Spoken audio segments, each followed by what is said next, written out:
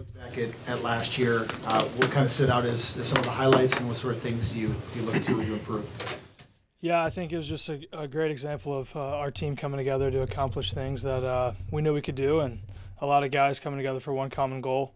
And there's a lot of, like Coach talked about, grow higher. There's a lot of aspects that we can change our best at, and that we have already attacked in this offseason. As we get into spring ball, we're excited to get into that as an offense and as a whole team as well. How much different is it going from Shiraka to Stanford in the quarterback room? Yeah, Coach Stanford's a phenomenal coach, phenomenal leader, and a phenomenal connector. I had a great relationship with Coach Shiraka, and I wish him all the best at Penn State. But the way Coach Stanford connects and has changed some stuff up is really going to help our offense and helped our quarterbacks already as we've really focused on our fundamentals and how we can get 1% better each day, cleaning up footwork, and just little fundamental things that are going to make us that much better as quarterbacks, players, and leaders as well. Can you tell me where your confidence is today compared to a year ago at this time? I mean, I think as a player and as a quarterback in general in this conference, you have to be confident in your own abilities. If you're not, you're really not going to be able to succeed to your fullest potential. And I think a lot of our guys could answer that the same way. You don't just gain confidence from going out there and making it happen. You have to be confident that it's going to happen before as a whole team. So I think our confidence level as a team continues to rise as guys put in the work in the offseason outside of just the scheduled 8 or 20 hours in spring ball that you get through NCAA compliance, but guys that are wanting to come into the facility on Saturdays and Sundays and get in extra routes, stay in the film room and stuff like that. That's where guys get their confidence from. We have a saying that says confidence equals preparation, and that's something that's always helped me since my redshirt freshman year, knowing that if I'm prepared, then I'm going to be confident. I think that really derives from that. Coach said that with respect to getting first-team reps in the spring that you would say you have to earn it. You have to earn the starting Absolutely. spot still. Yep. Why do you feel like you have to earn it after what you did last year? Everything has to be earned. So what we did last year, whether it's individually or collectively as a team, isn't good enough anymore. So no matter what happened, that's not good enough. The standard continues to be the standard, and the expectations rise within our program, within our four walls. So whatever happened last year isn't good enough, and we have to be that much better individually and collectively as a team. And that's exactly how I feel. I can get a lot better. I need to really grow higher in a lot of areas in my personal game, leadership as well, and that's something that we just need to attack. And I'm looking forward for an opportunity to do that starting tomorrow with spring ball. How does that approach change in the spring when you go from, I mean, you're not going to sneak up on anybody this year as a collective unit, and what's that margin of error when you go from, not being ranked to top 10, top 15 in the country to get to that next level of, potentially college football playoff? Yeah, I think Coach talked about it earlier. Perfect example of, why Windrose is a part of, one of our focuses this offseason of, looking out, having that clear 2020 vision. And, you've heard me say it up here a million times. Outside noise doesn't really matter to our program. External factors isn't what drives us. It's what we believe in ourselves that we can do within our four walls. And so that's why the window is so important to our program right now. What have you seen from the young running backs? You got no Rodney and Shannon coming back. You know what you have in Mo, but you're going to be handing the ball off to somebody else besides Mo next year. Yeah, I think first off, they work extremely hard, and I think that comes from the top down. Mo has been a great leader for those guys, and they're a really close unit. You don't just have one running back; those days are long gone. Unless you're the Titans with Derrick Henry or something, but you can't just play one running back anymore. Those days are long gone, and those guys really come together and trust each other. Obviously, we know what we have in Mo, and there's a lot of young guys that can be really a lead for us this spring and this next season. Bryce Williams, we've seen what he can do throughout his time here. Cam, we're really excited about Cam. Kai, Trey Potts, very talented guys. We've got a lot of talented guys in that room, and we're just excited to see them get on the field in spring. Chris was chopping to get more touches, more targets last year. How have you seen him and other guys try to step up without time? Yeah, again, it comes back to the work that they put in. Chris is an extremely hard worker, and he's very confident in himself. If you throw the ball to Chris, he thinks that he's always going to come down with it no matter what. That's his mindset, and we love it. Chris is ready to take that next right step, as well as the other guys in that room that have worked hard, whether it's Meach or guys like Michael Brown-Stevens that are just ready to take the next step in their development. I mean, we've seen what Meach can do when he gets opportunities. I think a lot of people think of the Georgia Southern game with him, 3rd and 30, 2 catches to move us down the field to end up, with a touchdown there to Tyler to seal the game.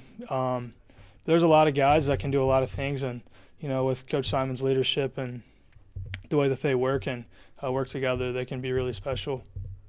PJ kind of mentioned how, last year the big unknown was maybe the offense and the defense was kind of known, and now this year it's flipped a little bit. And I'm just curious, how does the offense kind of handle that, or what is the vibe or the mentality knowing that you guys do have a lot of people returning and maybe the onus is a little bit more on you guys? Yeah, I think as an offense, it's kind of, the way you look at it is, we produced last year, but that doesn't matter anymore, and we have so much room for growth, and we can be one of the top offenses in the country, and that excites us. But again, it's not just offense versus defense for special teams. It's a whole unit. So, as a team, we're not getting better without our defense getting better, without the special teams unit changing their best on a daily basis. So, we push the defense every day. The defense is going to push us to get better. And that's kind of that competitive edge in spring ball. In camp, you go so long going against the same guys, and you want to get the best out of every single player. And guys will, whether they're chirping or kind of, maybe getting on your nerves a little bit, but you want to push each other, and that's what I think we do a great job of. And I'm excited to see our guys do that this upcoming spring. You guys kind of mentioned this last year, in reflection of it, when people were like, 11 wins, how'd you guys do it? And you all said, well, we knew in January, we had the players meeting, we felt it, there was something special. Now that we're in, January, February again, are you guys having those same kind of conversations, or do you have that same kind of vibe? Yeah, absolutely. I mean, we know how special we can be as a team, but again, it comes back to the grow higher thing. There's a lot of things that we need to work on and that we need to get better. That stuff doesn't just happen. It takes countless hours, countless practice reps, countless reps in the film room by yourself, going through it mentally to get to that level. It's not just show up on Saturday, roll the balls out, and let's play. And that's the thing with our guys. They understand that, and they work their tails off all off season for a guaranteed 12 opportunities in the fall. That's all you get. It's not basketball where you're going to get a certain amount of games, hockey, baseball. You only get 12 opportunities in the fall, and you work so long, countless hours to get those 12 opportunities, and that's where it comes back to within our team. Ken, what did you think of the bamboo theme, and did anybody see that one coming? You can guess all you want, but you're never going to hit it. It's the same thing in the season with our weekly things. I don't think anybody's been right, to be honest with you, on their guess. But the bamboo thing, it fits perfectly. Growing higher. How are we going to grow higher as a team, individually, collectively? And that just shows, the Hal Darren thing the coach talked about too, being better for longer. We have to be better for longer. We have 10 games straight without a bye. Last year we had 2, one after week 3, and that's how it's been since I've been here, bye week after week 3. So we're preparing for that and training for that in a lot of different ways. And our strength staff and coaching staff has been doing an elite job of preparing us for that. But yeah, I mean, I think the saying embodies itself, grow higher. Bamboo reaches, so high, and Coach talks about it, stays underground for 3 years, but it grows so fast every day. And, just growing that 1%, getting 1% better each day can really help our football team come the fall and this spring. After working with him every day, what do you think makes Tyler Johnson special from your perspective? Tyler is a very gifted receiver. I don't know how else to put it. His route running is elite. He's a great teammate, extremely hardworking, and he dropped that one ball in the first pass, but that's not, Tyler Johnson. He's going to make spectacular catches, and he's going to make an NFL team a lot better.